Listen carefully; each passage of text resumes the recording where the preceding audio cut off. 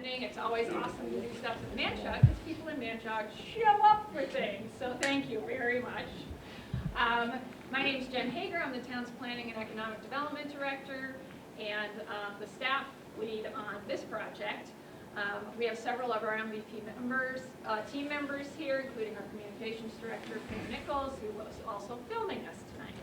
So a tape of this meeting will be available on the town's website if you want to roll back and relive the memories. So we have our consultant here tonight, Matt Dunn, and he is going to kind of run us through this program. But I'm going to do one public service announcement before we get going. Since I have a captive audience, please do not forget that coming up on May 8th is our annual town meeting. We have 2 a year, one in the spring, one in the fall. Very important. So May 8th is the next town meeting. So hopefully we'll see some of you there. All right. We also do have just one special note. We actually have some of our partners in this kind of work in the room. Phyllis Charpentier from the Manchaug, what's the technical name? Manchaug Pond Foundation. Manchaug Pond, I always get that wrong. Foundation. We have Stephanie Covino from Blaxton. Watershed Collaborative. Thank you. There's a lot of Blackstone things. And we have 3 very special guests from WPI. Raise a hand, raise a hand.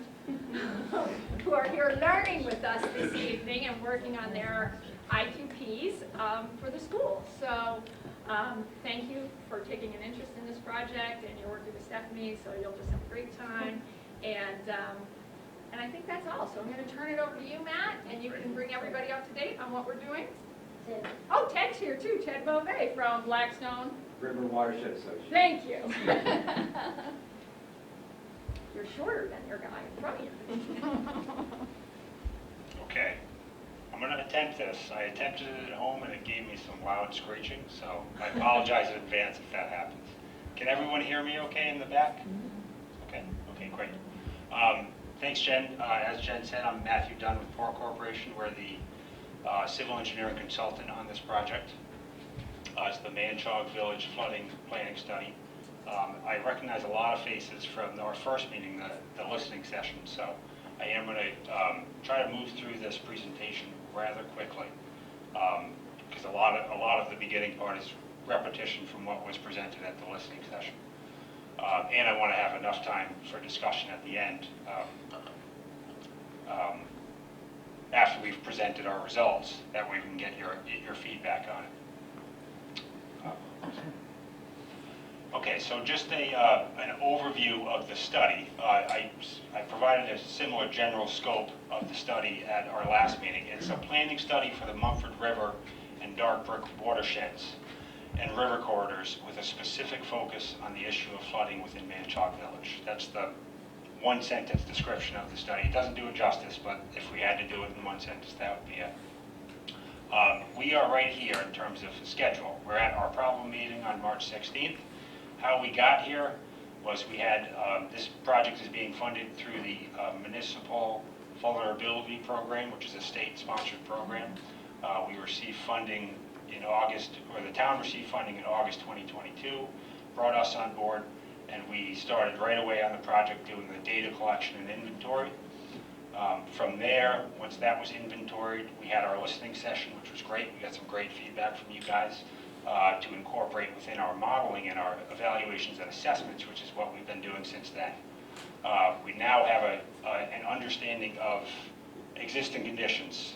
For lack of a better term, we're calling it the problem. It's just existing conditions. We're not looking at any solutions yet. So that's what we're presenting here.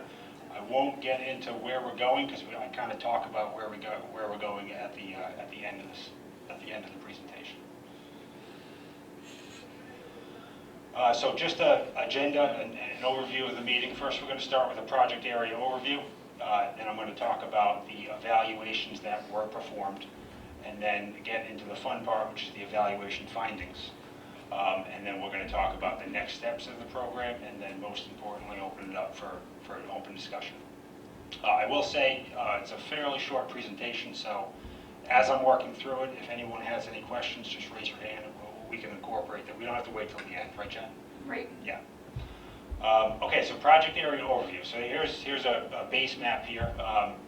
Central Turnpike is right here.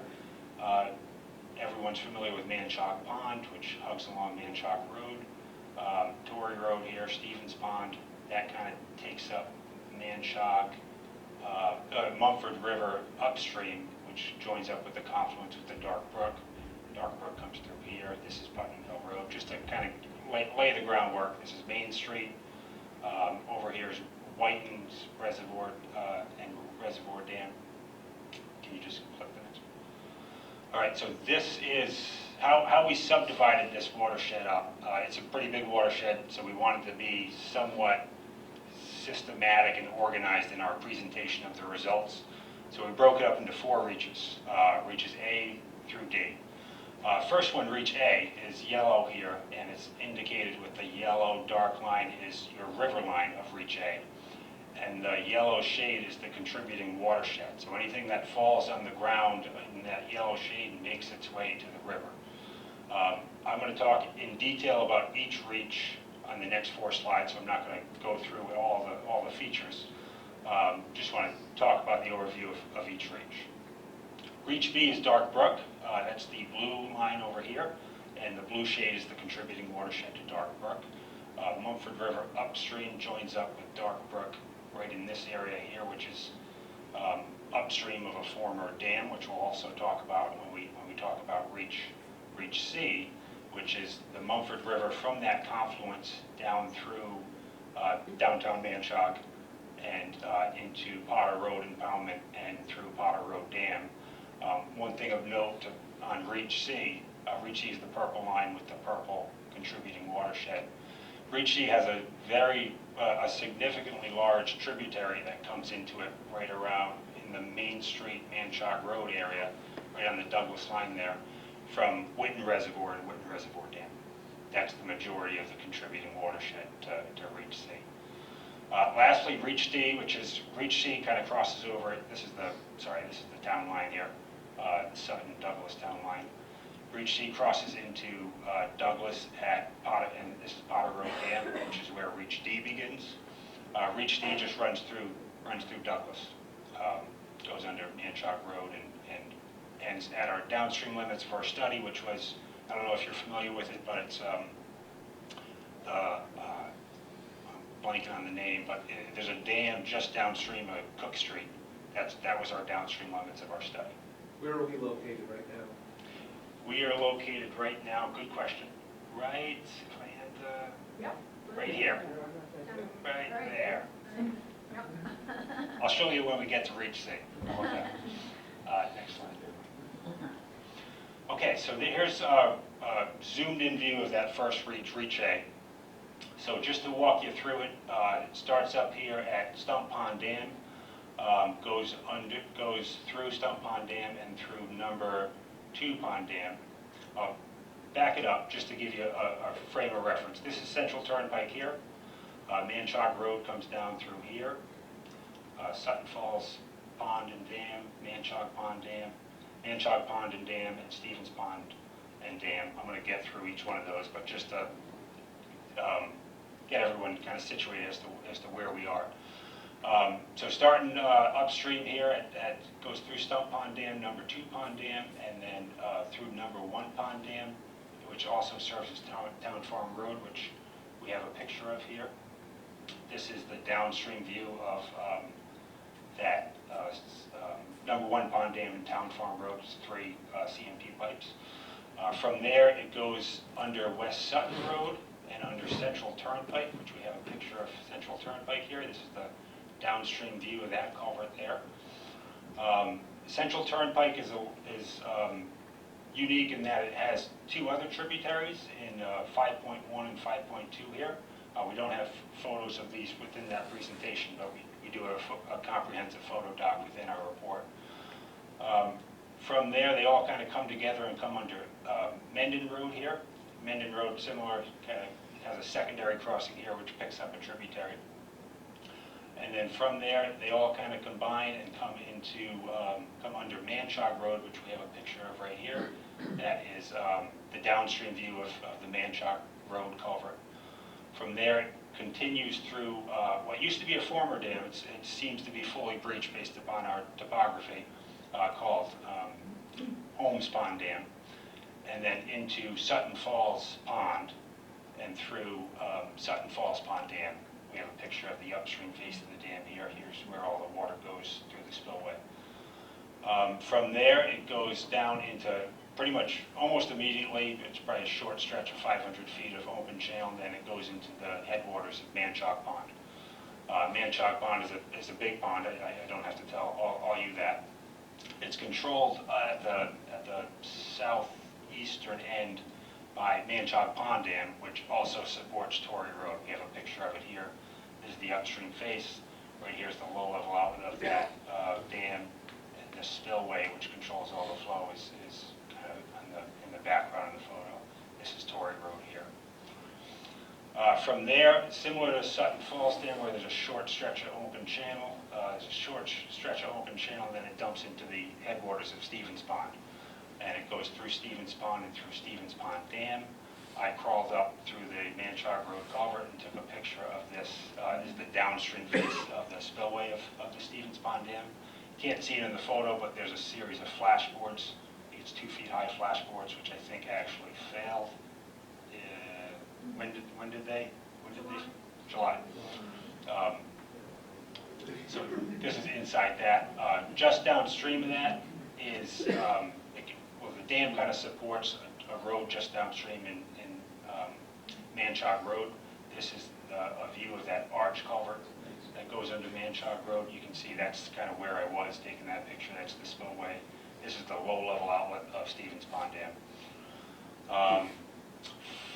From there, it goes through a stretch of channel and it joins up with the confluence of Dark Brook, which we'll talk about next. So go back one. These are just some stats here, some hydraulic stats if you're into that sort of thing about Reach A. 5.4 river miles. It's 7.8 square miles of watershed. For context, for those who don't know or can't picture a square mile, it's about 5,000 acres. There's 14 crossings, including 6 dams, 1 former dam and Holmes Pond Dam, and 7 road crossings. That's just along the main stem. That doesn't include the tributaries. And there's 15 identified locations that we've identified as kind of study points, and those are these 15 here. Next slide. Okay, so getting into Reach B, which is Dark Brook. So Reach B starts up here at the northern end. So just to get everyone situated, this is Menden Road here. Putnam Hill Road runs along all of Dark Brook. Right over here is that the end of Reach A, where it joins up with Dark Brook. This is Manchaug Road and the so we are right, to answer your question, we are right here. And this is Whitens Road.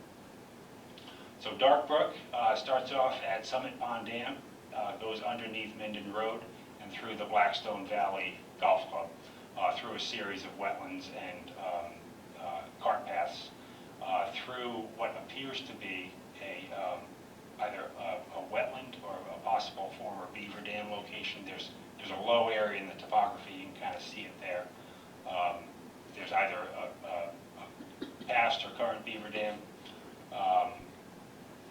Something's creating that impoundment, and similar on number 8 here, a similar kind of wetland complex. And then eventually comes underneath Putnam Hill Road here at number 9. We have a picture here. This is the downstream view of Putnam Hill Road. Underneath Tucker Lane here, we have a picture here. This is the downstream view looking upstream of Tucker Lane. This is one of 2 20-foot span bridges. It's pretty sizable crossing. And then into the headwaters of Upper Tucker Pond. Now, Upper Tucker Pond is controlled by 2 structures, the first being what's called the South Dam. Here's a picture of the South Dam here. This is the downstream wall of the South Dam. South Dam doesn't actually pass any of the flow under normal conditions. There is a low-level outlet on the South Dam that could pass flow if it were ever operated. There is, I don't know, go one. Okay, yes, so there is a low area right here in on the south dam that could flow if the pond levels in Upper Tucker Pond ever were to rise. It's informal, but it does provide some relief. I think grade-wise, it's about 3 feet lower than the actual top of the south dam. Moving over to the east dam. So the east dam is controlled by a 5-foot wide stop log bay that goes to a 5-foot square stone box culvert underneath Putnam Hill Road right here. And so that was the picture of the stop log bay. This is a picture from the stop log bay looking downstream through the culvert. From there, it empties into what used to be the impoundment of an extension of Upper Tucker Pond Dam in this right here, which is currently, you can kind of see it, this used to be a dam.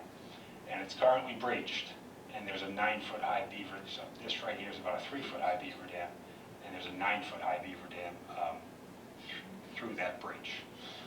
Yeah, one thing that I'll note about Dark Brook is there's evidence here and at number 12 here, as well as Putnam Hill Road, upstream and downstream. There's evidence of a lot of beaver activity through Dark Brook. So from, do we have any more? Yeah, so from that former Upper Tucker Pond Dam, it goes through Putnam Hill Road. So this is a view of Putnam Hill Road kind of downstream, looking upstream. This is the downstream end of the culvert. This is Putnam Hill Road here. From there, it goes through and joins up with with Reach A, the Mumford River upstream, at the Mumford River confluence.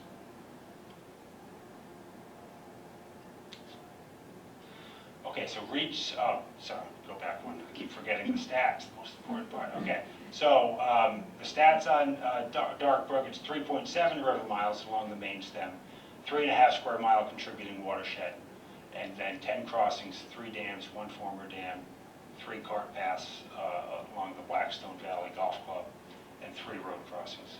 16 identified locations which line up with these 16. All right, so Reach C kind of picks up where Reach A and Reach B leave off at the confluence of those two. And it's the Mumford, so we called it the Mumford River downstream. And it comes from that confluence through what used to be the lower Tucker Pond Dam. So there used to be a dam here that created a pond for a mill building right through here. And that's the former lower Tucker Pond Dam. There's currently a 3-foot high beaver dam along that breach section of the dam. From there, it's open channel through through the former mill site and through Manchaug Road and through Mill Pond Dam, which is the waterfall right outside there. Go back 1 mile. So this picture here is a view of Manchaug Road, number 2 here, from that Mill Pond Dam looking upstream. And this picture here is the view of the downstream face of Mill Pond Dam from the right side here. So there's a spillway system at Mill Pond Dam. It's a drop inlet that goes to a 2-foot square pipe, and that's that 2-foot square pipe. That passes most of the flow. But what's flowing now as well is this overflow section here. That's the pretty waterfall. Slide. Sorry. Yeah. So from there it goes under Main Street, right? Main Street. Yeah, got it right. All right. Goes under Main Street. This is a view of Main Street, kind of from the downstream end looking upstream. Just want to note the debris and the low head clearance. This is only about 5 or 6 feet. From there, it goes through over a low head stone weir. It may be a former control structure for this mill building here, and then goes through just open channel. Picks up a couple of tributaries coming from Whitens Road, unnamed tributaries, pretty small, and then under through here, and it joins up right over here with that large Witten Reservoir tributary. Along Witten's Reservoir tributary, we have Mumford Road crossing here, and then Main Street, still Main Street in Sutton. And then one thing I will point out is that Main Street also has 2 additional crossings on either side. Yeah, so that's that Main Street. That's that Main Street culvert there. From there, it flows into the headwaters of Potter Hill Road Pond, and through Potter Hill Road Dam, and then in through Potter Road Dam, and then Potter Road Bridge right here. We have pictures of that one, and go back 1 mile. That's the picture of the dam, and this is the impoundment Potter Road Pond. The stats on this watershed is just under 2 river miles along its main stem. Obviously, it has more if you count the Witten's Reservoir tributary. It's 18.3 square miles because it's taking everything from Reach A and Reach B and its own contribution of Reach C. So 7.8 from Reach A, 3.5 from Reach B, and 11.4 is coming directly into the Reach. Almost all of that, 90% of it, is coming from the Witten's Reservoir tributary. There's 6 crossings, 2 dams, 1 former dam, and 3 road crossings. 9 identified locations in the table here. Okay, so Reach D, I'm not going to spend too much time on because it's all in Douglas, and this is a meeting for Sutton, but it comes from Potter Road, joins up with the confluence of Coswell Brook, comes underneath Manchaug Road, which is a picture here. It's the picture of the road, the bridge kind of comes through here. Comes under and through here, picks up a couple of pretty major tributaries underneath Mechanic Street here, which is a picture of that arch culvert there. And then through Cook Street and I think it's Old Mill Dam. Don't quote me on that name, but next picture. This is that dam, and this is the Cook Street Bridge here. And this was our downstream limits of our model. This got us far enough downstream. Okay, so that's kind of the corridor overview. That's very similar to what we talked about at the last meeting, and we kind of ended that last meeting with being like, this is what we're going to do. So this is what we've done. These are the evaluations that we've done. So we've done hydrologic and hydraulic modeling of that, everything we just described, that whole watershed, all those reaches. Just to give you some definitions here, hydrologic model is used to determine how rainfall interacts with the ground surface. Mainly what we're interested in is how much rain is absorbed into the ground surface. That does not end up in our rivers and streams directly. It does eventually through groundwater, but not directly right away as runoff. And how much of it does run off to our rivers and streams, and how does it run off? How fast does it run off? That's hydrologic model. Hydraulic modeling is once you know the amount of runoff that's coming into your river, what's happening in your river? How high is the water coming? How wide is it? What are the lateral extents of the flooding? And how does everything get impacted by those rising water levels and those flow conditions? So we did this hydrologic and hydraulic modeling for both current and future rainfall conditions. And to give you the definition for future rainfall, when we're talking about future rainfall conditions, we're talking about climate change informed rainfall. I've shown both. This graphic has this slide has a lot of information on it, but this graphic kind of shows the rainfall. On the y-axis here is rainfall depth in inches. All of this is a 24-hour storm, and these are all the recurrent storm events. One thing that I wanted to point out on this is the annual exceedance probability, because there's a lot of confusion. And when I started doing H&H, I thought of it as well. The 100-year storm does not occur once every 100 years. It has a 1% chance of occurring any given year. So you could get hit with 500-year storms in a 25-year span. You could go 200 years without seeing a 100-year storm. So it's more so the percent probability of exceedance. So just to pick out some numbers here, so talking about the 100-year storm. So the 100-year storm is an 8-inch rainfall event in a 24-hour span using current rainfall conditions. And that jumps up to 11.1 inches of rain using climate change informed. Another comparison I like to make is that the 8-inch, 100-year storm that produces 8 inches of rain under current conditions, if you look at climate change informed, that 100-year storm, looking into the future, will become our 25-year storm. Our 1% chance of occurring any given year will become our 4% chance of occurring any given year.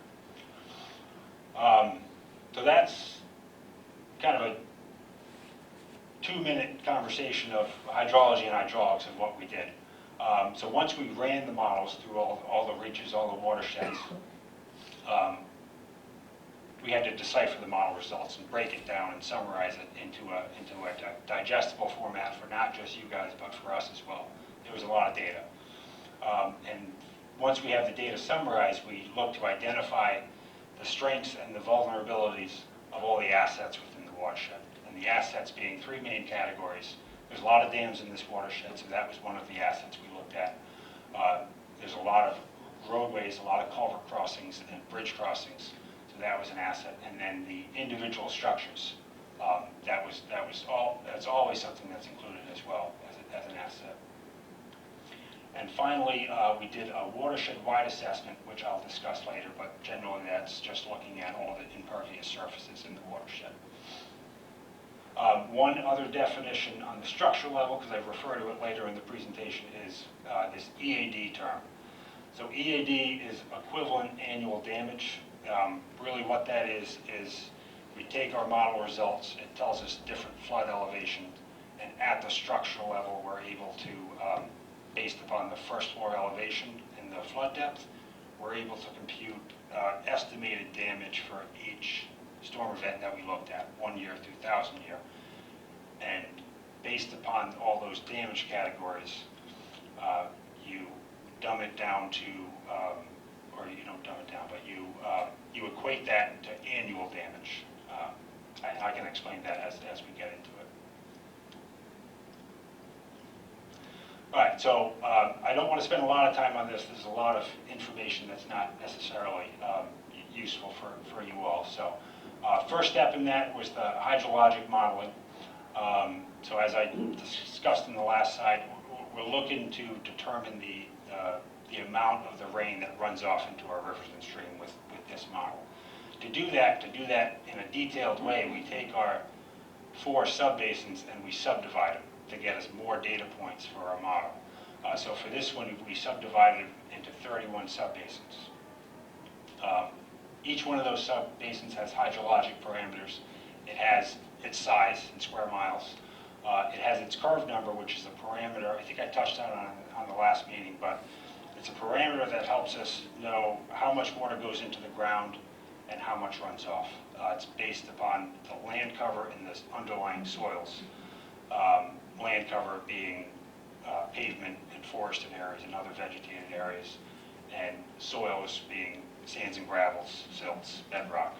Obviously, a forested area in a sand and gravel, with sand and gravel, it's going to absorb a lot of rainfall, up to 5 inches of rain in that type of area, whereas a parking lot can absorb nothing. Everything's going to run off on you.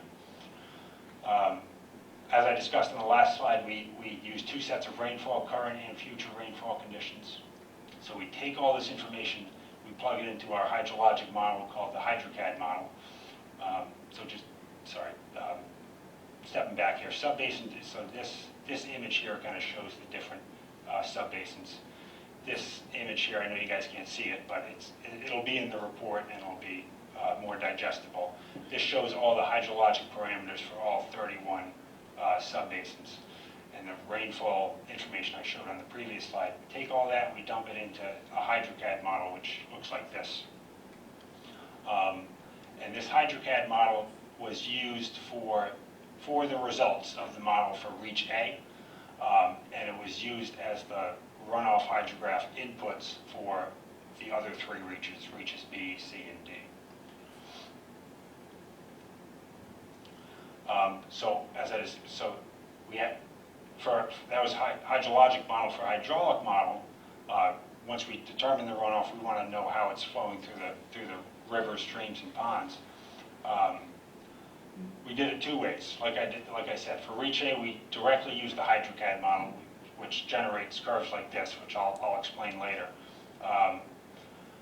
But for Reaches B, C, and D, we used a HEC-RAS two-dimensional model that has inputs of topography, land cover, and all our crossing information, and it has the input of those runoff hydrographs from HydroCAD.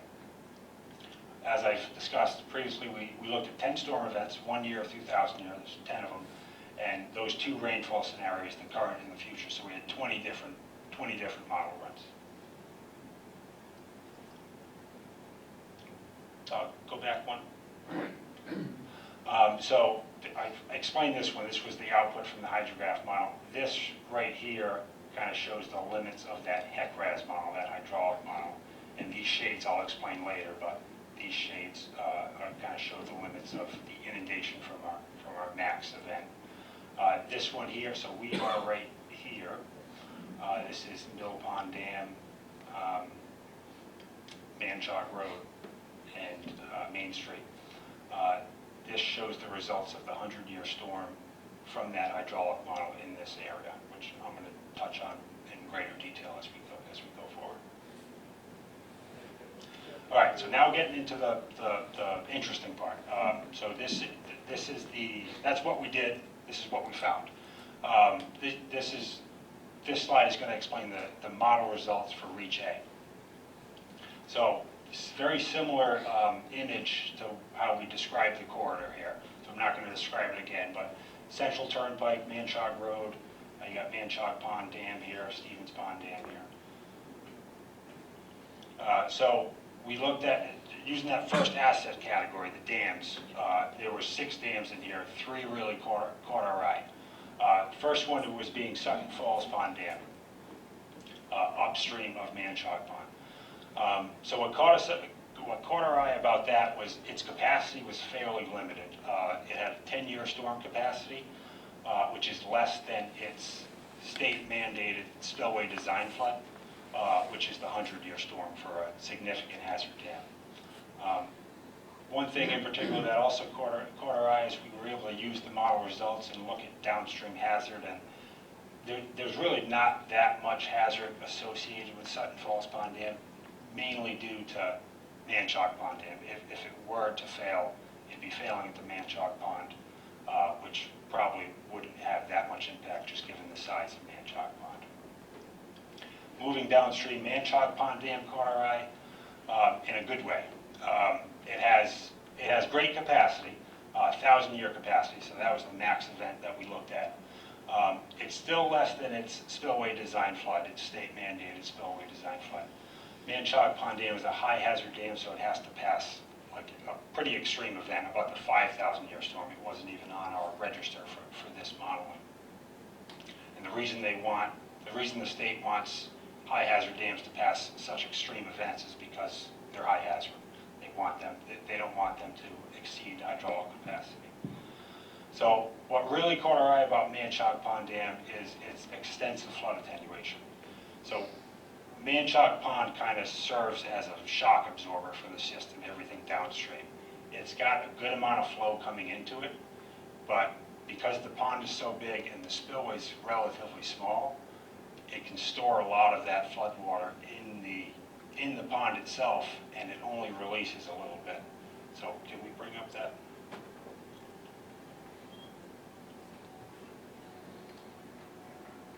Excuse me.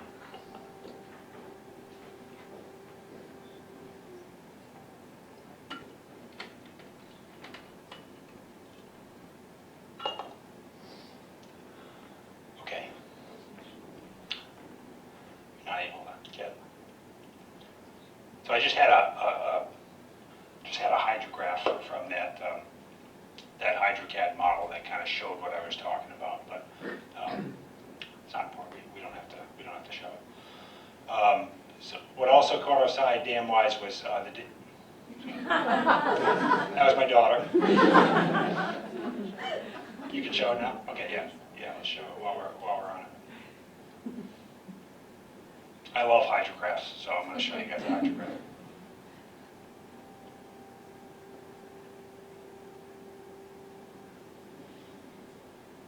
All right, while we're waiting for that, Stevens Pond Dam caught our eye for similar reasons.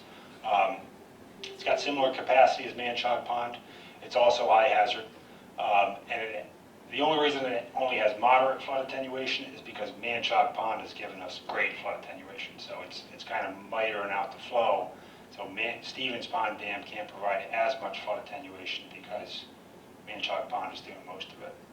But if Manchaug Pond were not there, Stevens Pond would provide flood attenuation as well.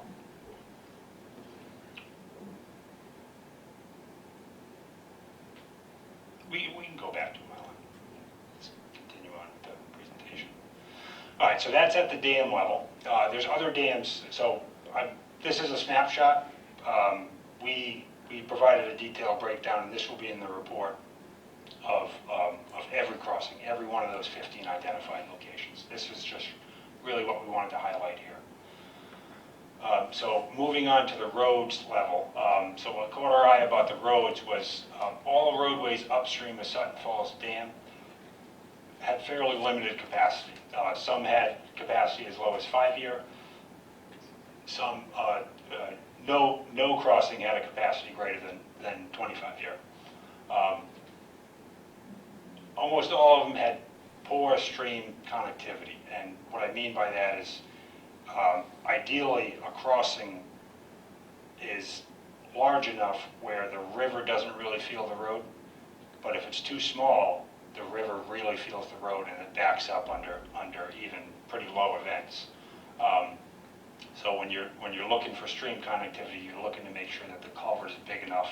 If you look upstream at the channel, downstream at the channel, you're looking to make sure the culvert is of similar size as the channel that's crossing it.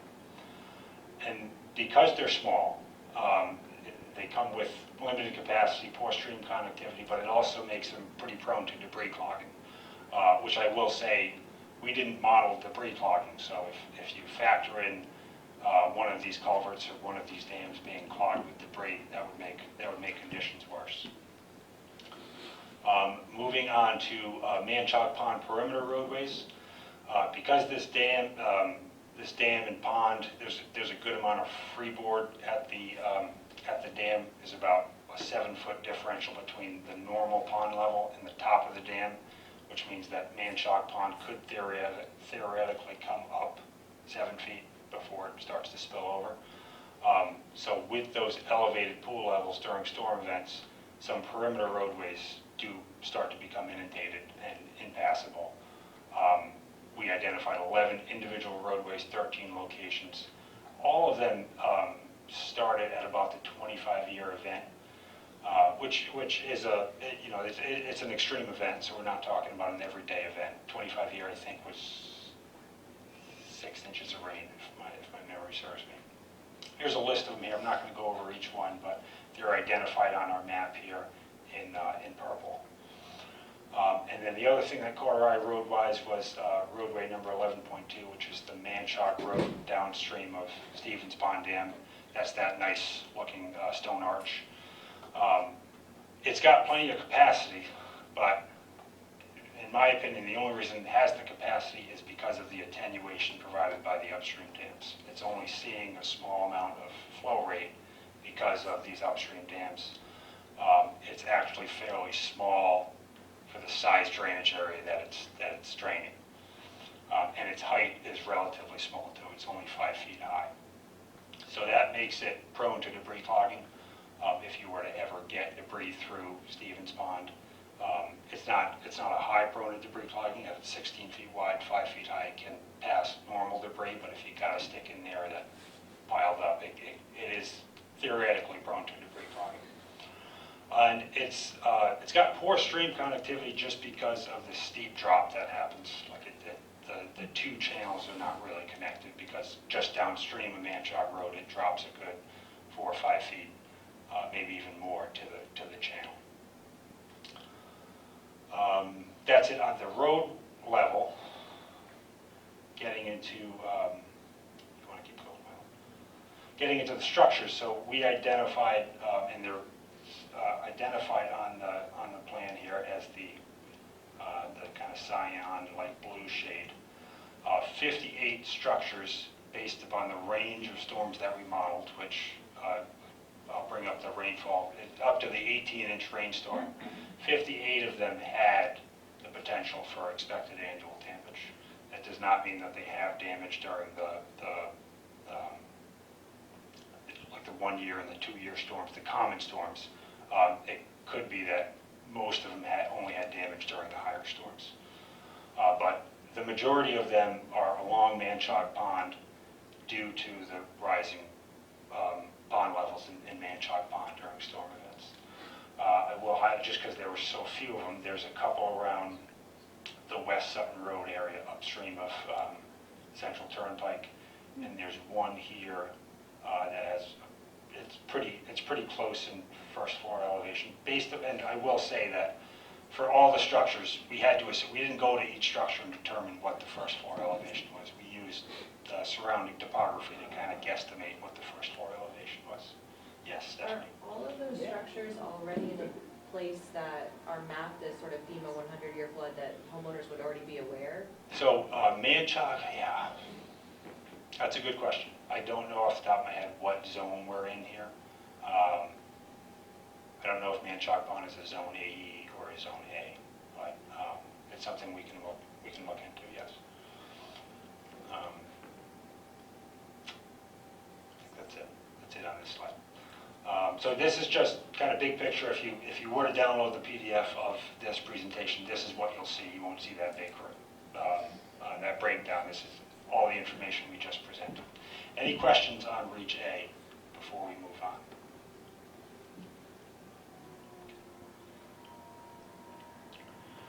Okay, so Reach B model results. This is the pretty graphics. This is within the limits of our HEC-RAS model. So our HEC-RAS model is able to generate these nice plan view limits of inundation. So just explaining the base map here. So this blue shade here is the limits of the inundation from a normal base flow event. So that's what's happening out there now. We didn't really get maybe a little bit less than what's happening out there now because we have had some rain. But this is just normal base flow conditions in your river during a sunny day. That's that blue shade. The green shade is the 100-year storm, the maximum inundation limits during the 100-year storm using current rainfall conditions. And the orange shade is the 1,000-year storm using future rainfall conditions. So that's the worst, that's the most extreme storm that was included in our analysis. What lake is this? This is Upper Tucker Pond, right here. Okay, so what caught our eye on the first asset category, the dams, was first and foremost Upper Tucker Pond. So Upper Tucker Pond has fairly limited capacity based upon our modeling. It only has about 2-year capacity, which means it can accommodate up to the 2-year storm. But storm events that exceed the 2 years, so the first storm event that exceeds the 2 years, the 5 years. The 5 years starts to overtop the dam. And where it overtops the dam is right in here on Putnam Hill Road. There's a low area here, so flooding that overtops the dam here flows along Putnam Hill Road and back into the channel here. Another area where it overtops the dam, and it doesn't happen until the higher, this is the majority of that overtopping. It doesn't happen until the higher storms, but it can also overtop here and contribute to that same flow, and here as well. This flows, I don't have the number in front of me, but I think this also starts to flow during the 1-year storm, so it's pretty. It doesn't take that much rain to get that to flow. So the 1-year storm is, I think, 2.5 inches of rain. So if we got 2.5 inches of rain per our modeling, this is starting to see some water in its channel. So that's capacity.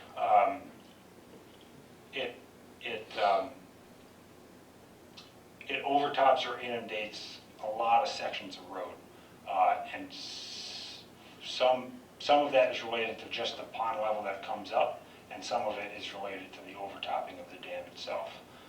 So just to go through it, there's 3 locations at Cody Lane that become inundated. This is the one that was frequently inundated here, which would really cut off your access to several residences along Cody Lane.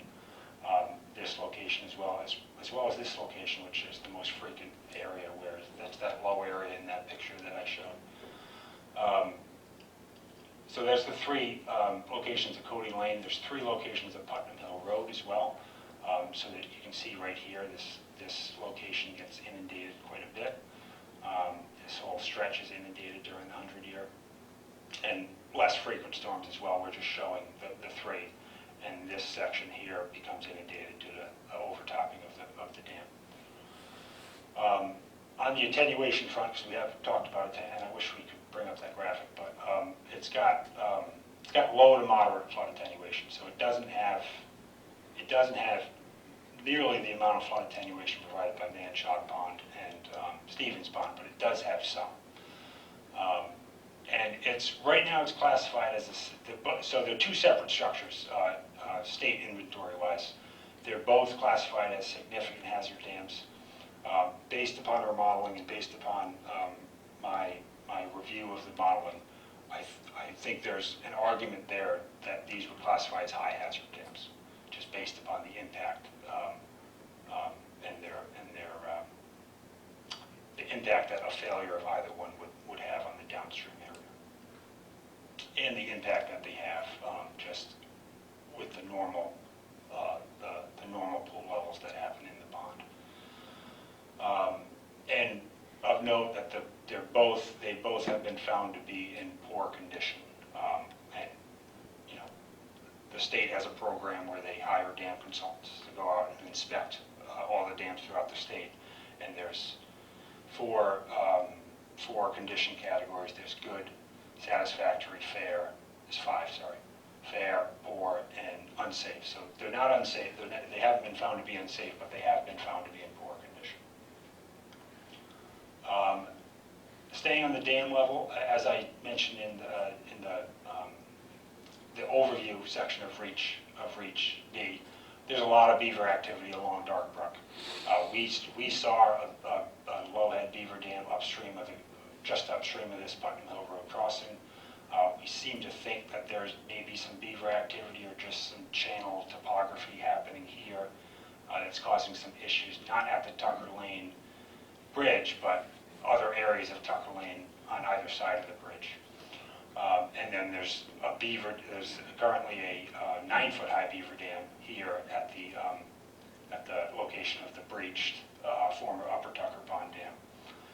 And staying on that, there's notable head differentials that occur across that breach during storm events.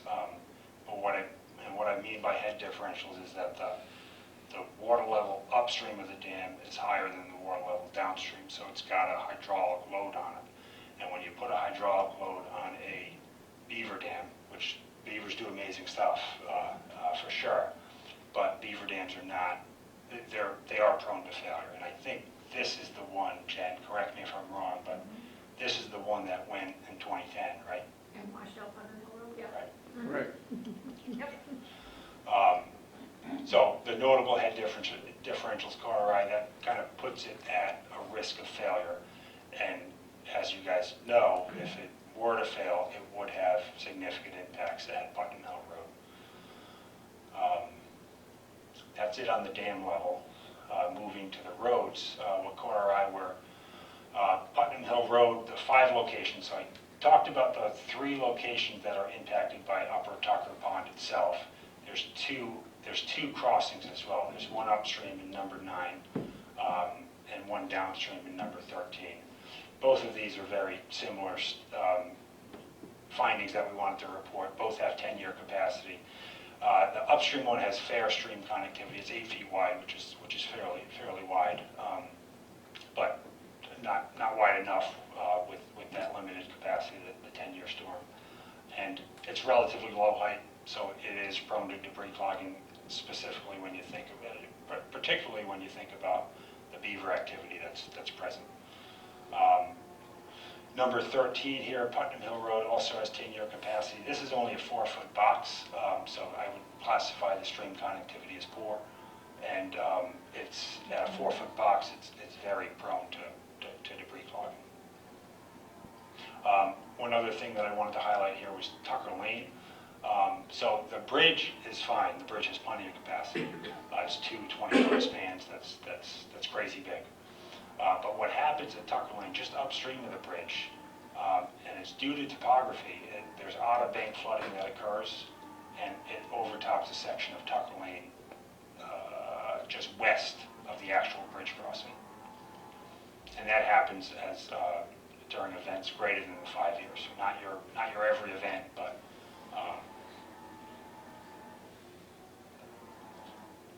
so at the structure level, the third asset category, we identified 37 structures with the potential for EAD, also identified with the same blue shade. 15 of them are along Upper Tucker Pond and are directly related to just the Upper Tucker Pond pool levels, while the other 11 are downstream. These guys are within the inundation zone. These all are, you can see they're not in the inundation zone, but they're actually below the grade, per our topography, they're below the grade of Putnam Hill Road.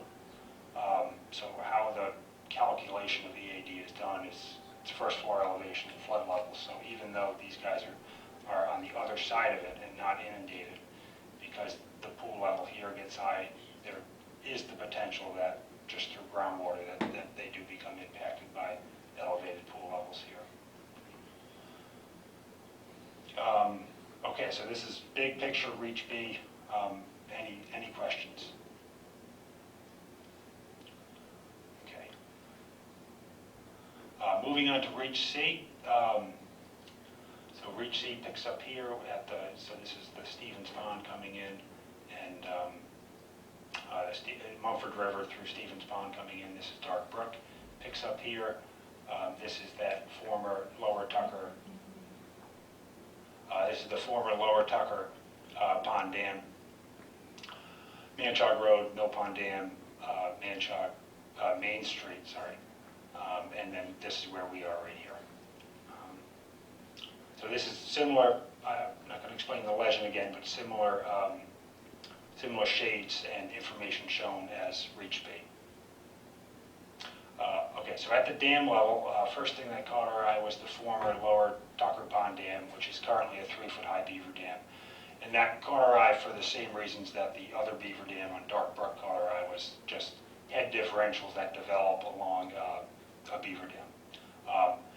The failure risk that's there, if it were to fail, is much lower than the other one, just because this road down here is plenty big enough, it's got plenty of capacity.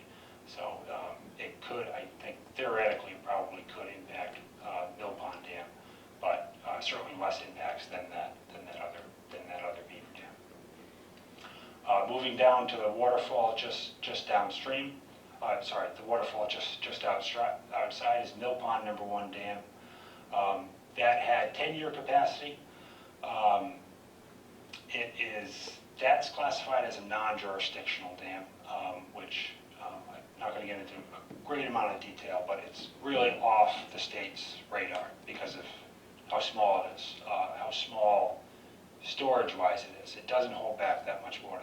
The pond's not very big, so if it's less than a certain volume, the state classifies it as non-jurisdictional. It doesn't necessarily hold the dam owner to the regulations that it would a jurisdictional structure. One thing that caught our eye is that it directly impacts flow through here. So if it were to fail, hypothetically, if it were to fail, it could significantly impact flow conditions along this crossing, which could impact the stability of that crossing. It could also impact conditions here, which could swell the river upstream of Main Street. So we thought it may warrant classification based upon hazard to a significant hazard dam. Another thing that caught our eye, and we don't have we don't have on the ground eyes on this, but there is, just based upon the topography, it's really flat through here, so there's certainly the possibility of past or current beaver activity along stretches of this river. And I think it was brought up at the last meeting that there was past history of beaver activity along this stretch. And then lastly, the Potter Road Dam at the downstream limits there. It's got 10-year capacity. It's always, this is the, I'm talking about Douglas area here. This is the town line. It's got 10-year capacity. It's also classified as non-jurisdictional based upon that storage.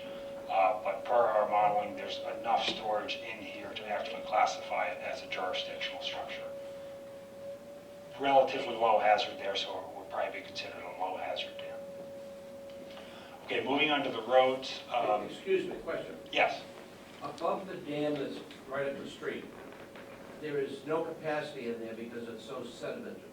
If that was emptied out, would that give you more capacity? Would that give you more safety zone? This dam right here? The waterfall right outside. Right. Yeah, no, it certainly would.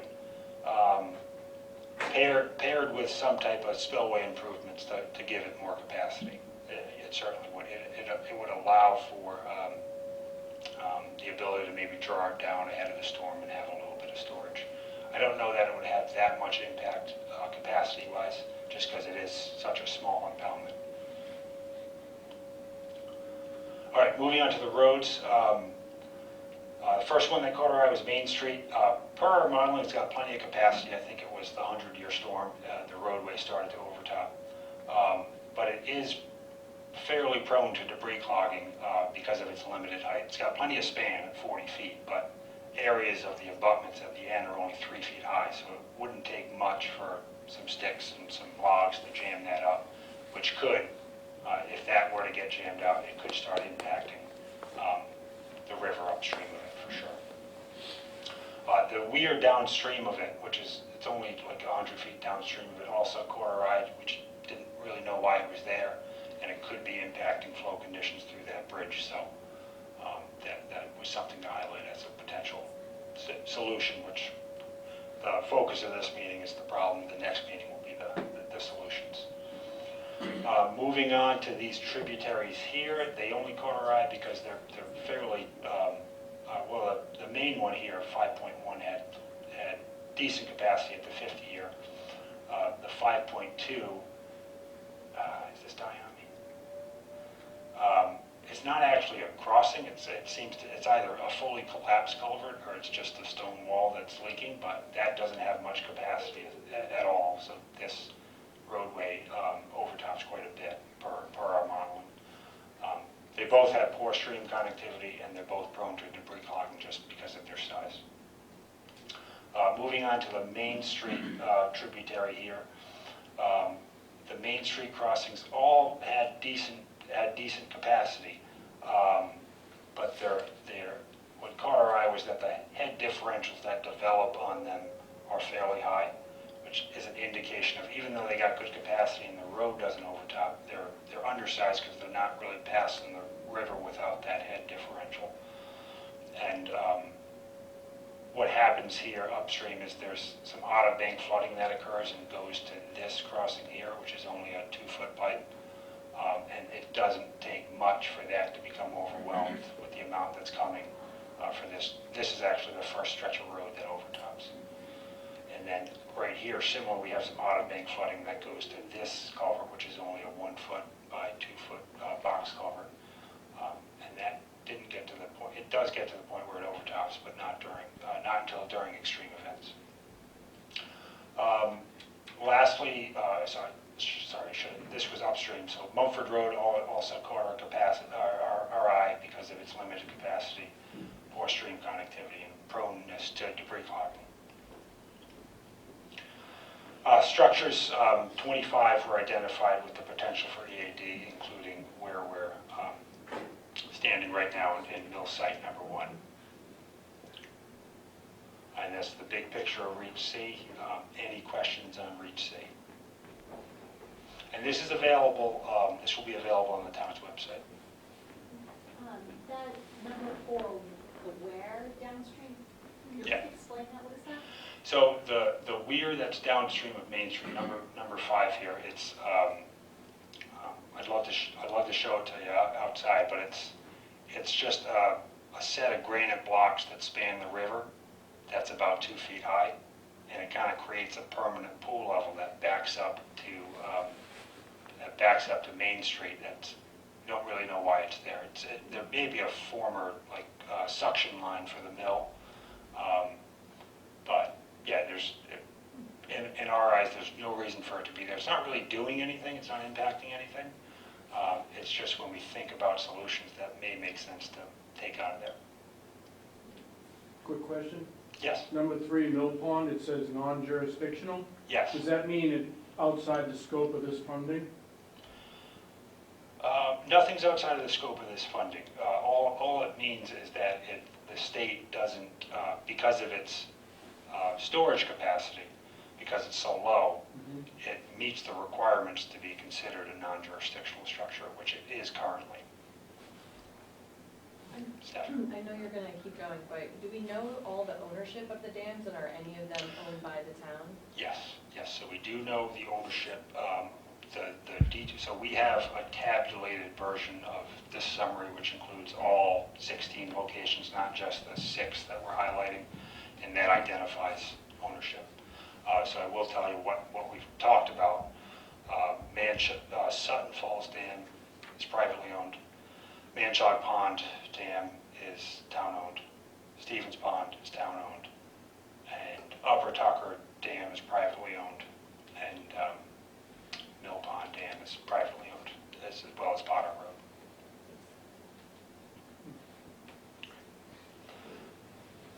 Yeah. Does Potter Hill Dam, it says that you have 10-year capacity of Potter Hill Dam, does that water back up and affect flooding at the mill? Or? Yeah, that's a good, so Alan's asking about this question here.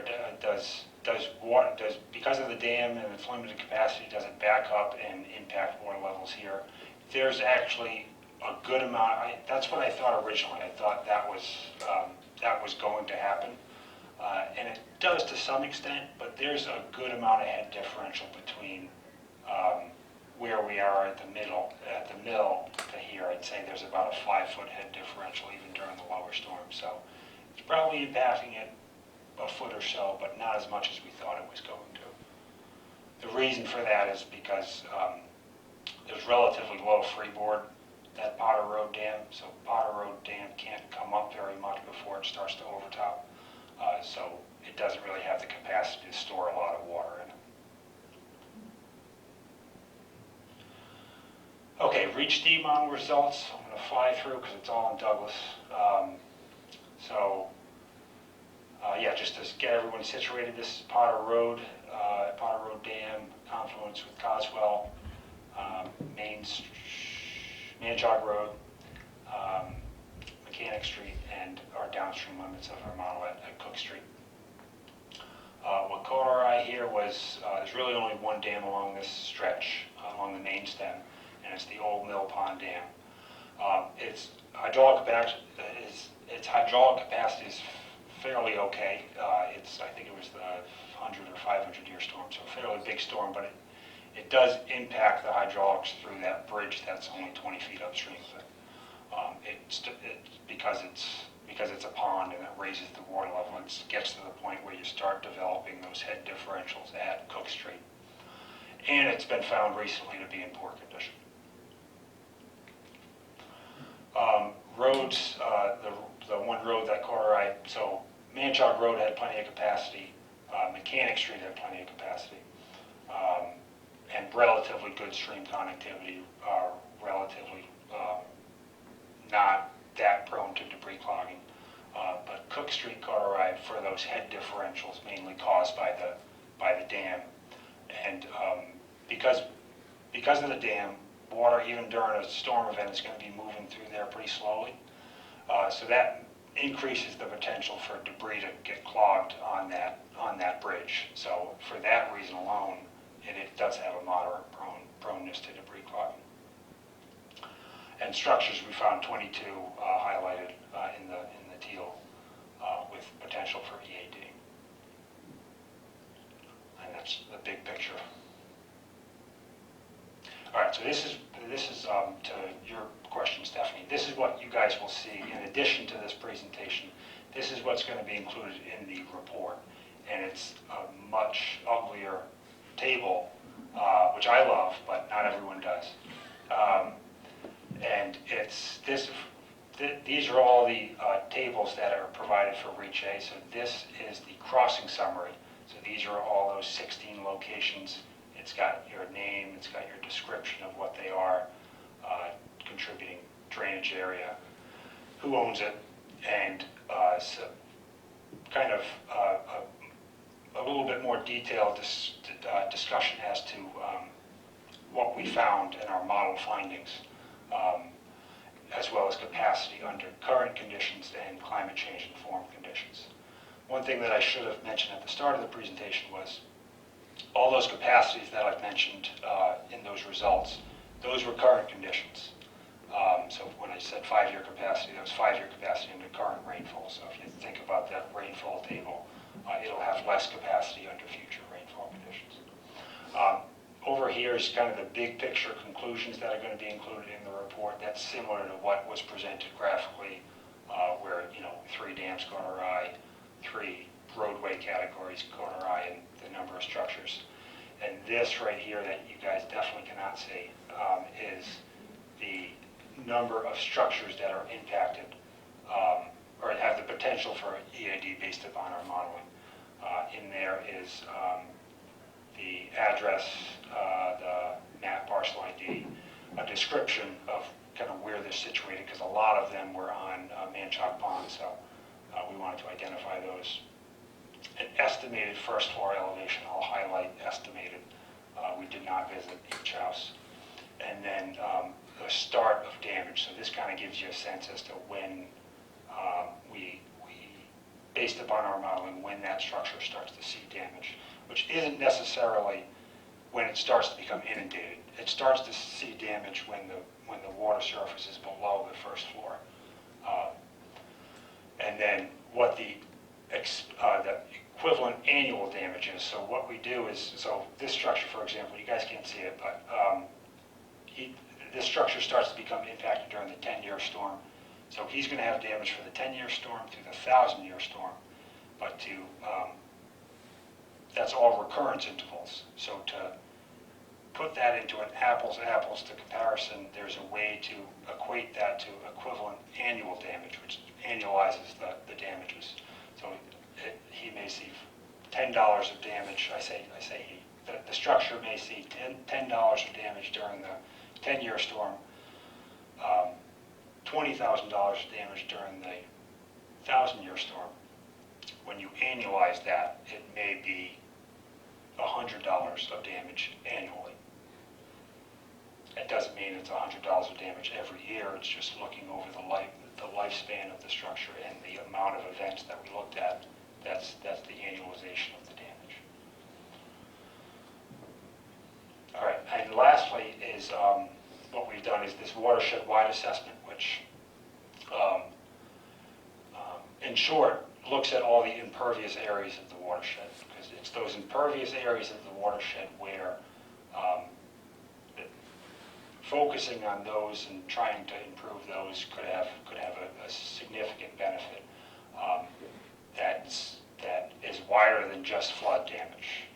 If you focus on your impervious areas and look to improve those impervious areas, you could have water quality benefits. You could have a number of benefits. Stephanie could probably name a whole bunch of them. So what you're looking at here is the entire watershed in this image, and this is a zoomed-in view of where we are here. This is the mill site number 1. This is where we are.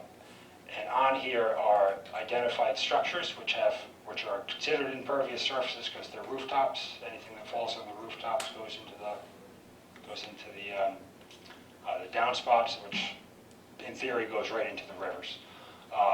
There's the roadways, which are impervious, and anything that falls on the roadway is going to make its way into the river. And then other impervious areas, these are your parking lots and unused paved areas. Used or unused paved areas. So what we did here was we kind of grouped grouped those three categories into, I call it paved, it's not paved, it's just impervious. Structures, roadways, other impervious. And then what's also considered impervious, which not everybody realizes, is surface water. Your ponds can't absorb any water, so whatever falls on the pond is going to result in runoff. So there's a lot of surface water in this watershed. There's a 20 impoundments per hour count, almost 1,700 acres of surface water, which accounts for 8.7% of the drainage area. Impervious areas, on the other hand, this watershed looks awesome. There's really not much impervious areas. The map makes it look a lot worse than it is. If you look at the numbers, it's less than 1/10% of the entire watershed is impervious. We just completed a similar study for Methuen.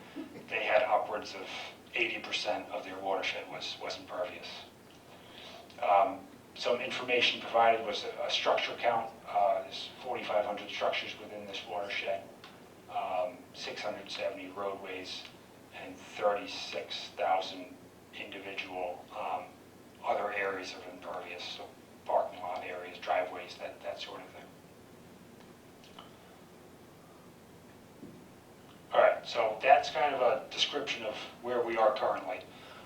Where we're headed is we want to hear from all of you tonight, of course, on what's been presented. And we'd love to hear from you on thoughts on solutions as well. This isn't the solutions meeting, but our next step is to look at this and to start developing solutions for the problems that have been identified. So we'd be developing improvement strategies, quote unquote, solutions to the problems that have been identified. Once we have those developed in a presentable format, we're going to have this solutions meeting, which, whether we're ready or not, is April 27th at 6 p.m. Location to be determined. And then from there, we'll have a similar presentation, have a similar discussion, and refine those solutions based upon the input we get from you all, and develop a planning study report, which we're going to shoot to have complete and ready for May 12th, available to the public. With, unfortunately, we do have to end the comment period at some point so we can finalize it. That'll be May 22nd. And then we'll be incorporating all the comments received and have a kind of a final meeting with the select board where we're presenting our refined draft of the planning study. That'll be June 6th at 6 p.m. at Sutton Town Hall. And from there, we'll take the input we receive at that meeting and finalize the report and shoot to have it out by June 30, which is the deadline for the funding program that we have. Contact information is Jen Hager, which I will kick it back to Jen Hager.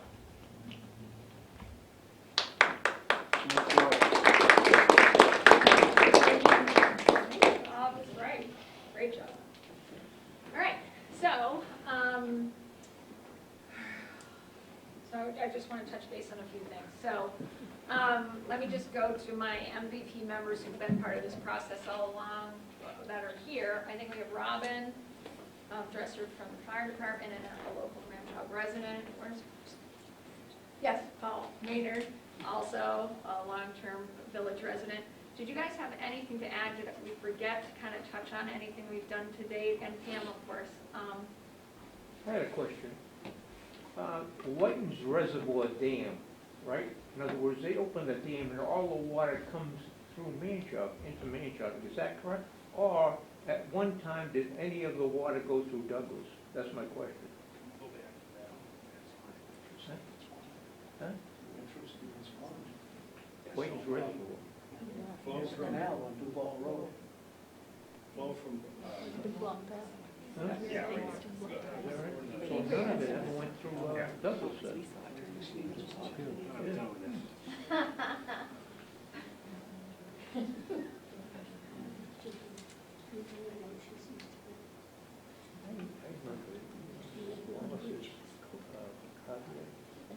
Okay. All right, so to answer, can you go back to the overview? Huh? Emergency overview. You can probably bring up the PDF at this point. No, I go back, you know, But in short, yes, to answer your question, any flow that goes out Witten's Reservoir Dam through the spillway or through the low-level out there makes its way under that Main Street crossing, which is the, but nothing goes into Douglas. No water, in other words, that water comes into Manchaug, right? After that, it goes into Douglas, Right. but from the dam itself, no water goes like towards Main Street, Douglas. See, at one time, I go way back, there used to be a Wallace lumber. It could Reach be the- Wallace Street. reach the, Huh? It's West Street? on the overview. Well, when I used to go to the lumber yard, in other words, there's a bridge there and the water was always there. I was wondering where that water came from. The main overview there. We gotta zoom out to see what white is. You? Oh, gee. Yeah, if you just wanna bring it to the PDF.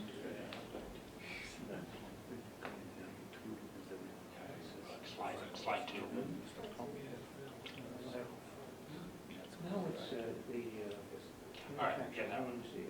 You know, that's where it is, in other words. Yes, yes. Yeah. Yeah. So, this is Whiten's Reservoir, the tributary here, so right here is where the so this is the Whiten's Reservoir. This is the Whiten's Reservoir Dam, which supports, blanking on the name, do you know the name? Supports a road that goes across the dam. And then this is the reach that comes. So it does cross over into Sutton and go underneath Main Street, and that's technically in Sutton. And then it flows through, flows into the Mumford River and through the Potter Road Dam. You don't have a map of Douglas over there? This is Douglas. Yeah, I mean, the Douglas, so you can see the roads and streets. So just a That's Birch. Birch, Northwest Maine, and This is Manchaug Road. Mumford Road is right here. Yeah, what about that stream that goes right through Mumford? Can you go to the Reach C results? So where is Whiten's Reservoir on there? So, yeah, go back one. So Whiten's Reservoir is right here, Yeah. and Whiten's Reservoir Dam, and that flows downstream. But you don't have any streets there, right? You just got the flow of the water. Well, this Right. is Birch Street, yeah, Mhm. and that's Northwest Main Street here. That's Bird Street. I don't think there's any So road. Wallace lumber would be, put your finger back on Bird Street. Now move it towards Manchaug. Keep moving, no, the other way, This way? along the purple. Wallace lumber's down that way, you're heading toward, into Douglas there. Right, right. Right, so if you came down Northwest Main Street, there's a road, you know how you used to, you can go right into Douglas? West Street doesn't show up. Yeah, it's not So it showing is West streets, Street but- then. Like I Just said, big there was, streets, in nothing. other words, now there's a medical facility there, right? And Riddlebrook. Right, and there's a bridge there, and there was always water in that area. So where does that water come from? Which bridge? What, do you know the road? Which On West Street. West Street? GBI? We don't have service, otherwise we're bring up Google Earth.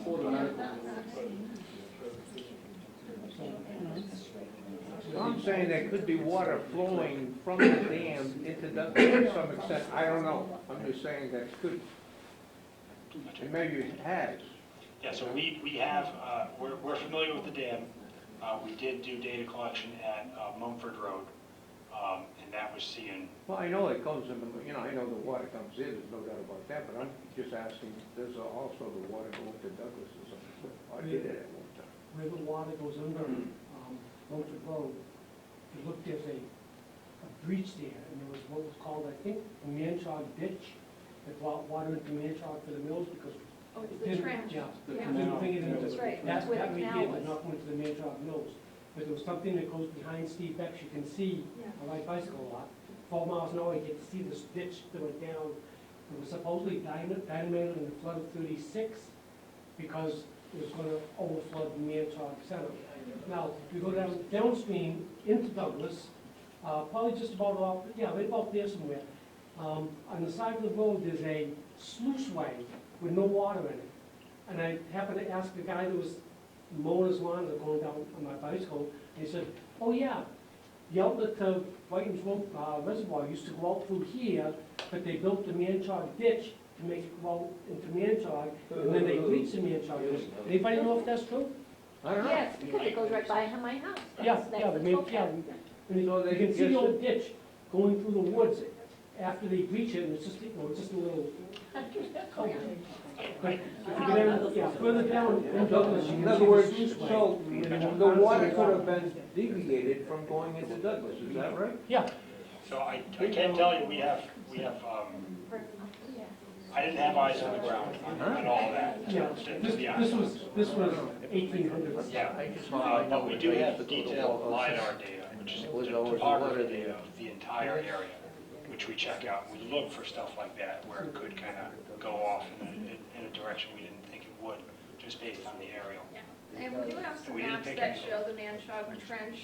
So if I haven't sent them to Matt yet, I'll send those to you along with some photographs I took when I was walking it with Rochelle actually a few years ago, so you can see. And I- actually, I think some of the deeds reference the church. Yeah, they do. There's deeds, just as a point of reference. Yeah. Are we saying the ditch is the canal? Yes. Yeah, Yes. Okay. Basically, Because we can use the canal. word canal, which definitely has water, Yeah. which definitely moves stuff through. Yeah. It There used certainly to be a looks lock or something that would close down type thing with the flow of water at one time, and then my next door neighbors didn't like it because I didn't bulldoze it all. Oh, gone. great. All right, so, Robin, Paul, Pam, did we forget anything in the process? Anything else? Okay. Stephanie, if I can just put you on the spot for just a Sure. minute. We talked a lot about culverts tonight, so can you just give a quick blob on kind of the programs and the work you're doing with culverts? And, because this will kind of fold into the work we're doing here in this process and kind of, you know. Yeah, so the Mumford River is of course one of the main tributaries into the Stephanie, Blackstone. can you stand up? so Sure. they can grab you? The Mumford River is one of the main tributaries into the Blackstone River. And in the Blackstone River watershed, which runs starting in Worcester, goes all the way down to Pawtucket, Rhode Island, we have an estimated about 5,000 culverts in our watershed. But we have this big regional database that looks at 14 states within the Northeast, and we use that to identify where are critical areas. You can zoom into a town, a watershed, whatever scale, and we only have about 30 of them assessed and put into this database. So it's really critical that we put that in, we go out and look and kind of like what you guys are doing, look at it, take pictures of it, measure it, check out what kind of condition it's in, and field test the data. We put it into this big database, and then we can use data like this to determine where are these pinch points, right? Where it's not big enough for water to get through, or fish maybe can't get through, or hey, this one collapsed or that one's rotting away and really might be a hazard area if it's an important roadway, for instance, or there's, you know, someone's house downstream. So what we're doing as part of the Blackstone Watershed Collaborative is we've gotten some funding to run trainings to teach people, whether it's municipal officials or consultants or watershed groups and volunteers, how to do this assessment, and they can get certified in the program. You all also could get certified in this program if you wanted to. And go out and check out the culverts near your road or near your house, put them into this database, and then we can have information so that Sutton can apply for grants. We have the Division of Ecological Restoration in Massachusetts, and they're not a regulatory agency, they just fund these types of projects. So you can get your project as a priority culvert replacement, they do dams and seawall programs, and they also provide technical assistance through their priority projects. So if you decided, all right, there's one culvert or dam that we really want to look at, but we don't really know what to do next, we can help you apply to be a priority project, and then you get technical assistance from DER, and they have hydrologists, and they have permitting folks, and they have engineers, and they help you through, and then you can also bring in consultants, but you get some free technical assistance as well. So programs like mine want to help. I also live in Sutton. I live right down the street here. So, you know, I also have a personal interest here, and I'd love to be helpful, and Jen's been a wonderful collaborator. So part of that is I'm working with these 3 WPI IQP students, and they're going to be looking at some of the culverts right here in Sutton. So your DPW provided us with a short list of those, of what we already know are priorities. We'll do an assessment on them. We'll figure out what's important, what we need to know about those specific culverts, and then identifying what outreach materials might be helpful for Sutton and other communities that are also looking to assess and replace some of their culverts, so that we can make this an easier and less complicated process into the future. And they have to run, so I'm sorry they're popping out here, but happy to share their findings when they're done with their program. They're just starting out. Awesome. Thank you. And thank you for coming. Make sure you sign. I and did get sign your in. You all need dividend to already. sign on your way out. We'll do that right now. Ted? Thanks But for just coming. at the risk of getting ahead, because I know you're going into solutions next time, but it's occurred to me that there's some categories here maybe, like what Stephanie was just talking about. There's culverts that need to be replaced for whatever reason, stream connectivity, capacity, deterioration, whatever. And all of that replacement, if it's done properly, will provide benefit for additional hydraulic capacity and flow. It seems like there's some dams that need to be fixed or taken out, or something needs to be done to some dams. And then the third category that strikes me is that maybe existing structures maybe need to be raised or something. Like sometimes you see in more coastal areas that a house that used to be at one level is now raised. I'm not saying that's a desirable thing, but I'm just trying to get my arms around the possible future outcomes. Yeah. And or even awareness, which Yeah. one of you talked about, awareness and making sure that anybody who is a blue dot knows they're a blue dot. So even if they're not in a flood zone and they know about that they're in a flood zone and have NFIP insurance, that they know that they have some potential for damage on this. So that'll be part of our efforts coming out of this locally, to make sure we identify the owners of every single one of those structures and share all of this information with them. So at least they're informed, and then they can decide if there's something they want to do. So I did print the outcomes and put them on the boards out back, so if you want to look at them on your way out, you can. And if you want me to send you the PDF of this presentation, next to your contact information or your email address, just put a star. Anybody with a star next to it, I'll send you the PDF of this. But Pam will also be posting this on the town's website as well. And if anyone wants to know if you live in a floodplain or not, if your house is in a floodplain, just like you said, you know, unless you go and you do a survey of your home, you don't know exactly if your structure, your house is in the floodplain itself. But if you want to know whether your parcel is, I'm happy to give you the link to FEMA, or you can Google it, and then you can find out. And floodplain insurance, or flood insurance, is very cheap if you're not in a floodplain, and it can save you a lot of money in the long run. If you get just a few inches of water in your house, it can make such an inexpensive difference. We have a fairly active culvert on Central Turnpike, and yet over the years, what's happened is all of the streams running into it have been so flooded over with debris that it no longer flows. And you can't go in and dig it out because it's in conservation, it's wetlands now. So I mean, we have a fairly major culvert that could be a lot more accessible if there was a way to get through all of the wetlands that have got the trees falling down in it. So that's the thing DER helps with, because they're non-regulatory. They help you through permitting process, working with DEP and conservation commissions. So that's. The conservation's not going to do anything. I mean, it's just going to be there. But I think you're saying the Department of Ecological Restoration can kind of hop over Yeah. some of that process. I mean, it's an area that could be much more fluid. Yeah. That's not being fluid. If you're doing so I used to be a conservation agent, and I know we're a big pain in the butt sometimes, but if you're doing a good project, if the benefits are more than the damages, you can permit it, it just is challenging. But we can help you through it.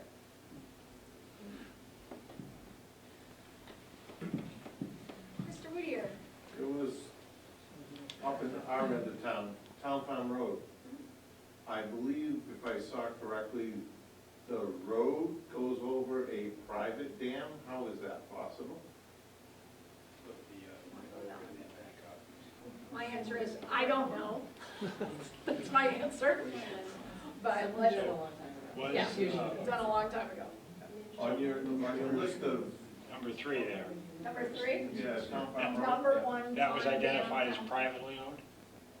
I believe on the list that you had, who owned the dam, Gotcha. Town Farm Road said private. How can a town road go over a private dam? That doesn't make sense, so that may be a mistake. So we got all the ownership information from the state has an inventory of all the dams, and they list the owners. So we didn't really vet that list, so that could be a mistake, but that's actually a town-owned dam. There's a number of instances where there are public roadways, town-owned roadways going over dams that are considered privately owned. And we've dealt with a number of, so the private owners have the dam going, or the road going over their dam, and they've taken the stance of, how can we own this when there's exactly what you're saying? And the town's come back and said, well, it's a chicken or the egg thing, right? Your dam was there, and we just happened to build a road over it. Legally, it doesn't make sense to a lot of folks, but it is something that happens more frequently than you would think. Yeah, Wayne Phyllis just brought up one of the best examples of that in Sutton is Manchaug Pond Dam. Torrey Road goes right over the top of it. Manchaug Pond Dam, until, 7 years ago, was owned by Interface Fabrics. And prior, the Whitens Mill and the like, so, that's an excellent example. But and in that case, it would have been probably the dam almost first with a cart path over it to supply water to the downstream mills, and then the road went over it and became a travel route. Just to recoup, you said that Porter Dam in Douglas, in other words, if you lowered that 2 feet, right, the dam, the water there, that wouldn't have any effect in the to lower the water table in Manchaug, is that correct? Alan, that was Alan's question, and Alan was wondering if the dam as is was significantly impacting water surface elevations in Milford River at the mill. And the answer to that was not significantly. I'm sure it's having some impact, but there's enough head differential per our modeling. There's a good 5 feet. The water surface, the flood level outside here is, during storm events, 5 feet higher than Potter Road. So you have some pinch. If Potter Road were to come down 3 or 4 feet, you might see a little relief out here. Again, we're getting into solutions here, which is the exciting part. Yeah. Yes. Hi, Phil Johansson, Manchaug Road. One of the biggest threats for downtown Manchaug, I think, is probably the Stevens Pond Dam. Is there any, in your solutions, is there anything about maybe perhaps some more maintenance on the Stevens Pond Dam and/or a preventive maintenance program put into place? I think we're getting ahead of ourselves, but I can tell you that a large part of the solutions will be increased dam maintenance, for sure. Yep. And dam modifications as well, so they have more capacity and can handle these higher events. All right, any more questions or comments on basically the overview and all of the work that Power Engineering has been doing over the last many months? Yes, it's very interesting. Thank you very much. Yes. And anytime you want to see the detail of all those charts and graphs, he's your man. And he will actually make you excited about all this science geeking out stuff. It's pretty amazing. Again, if you didn't sign in, please sign in. If you want a PDF of the presentation, just put a star next to your contact information. And if you want to look at the hard copies of those results boards, they're back there. You can certainly look at them. And then the next meeting, I believe, was the 27th of April. It said to be determined.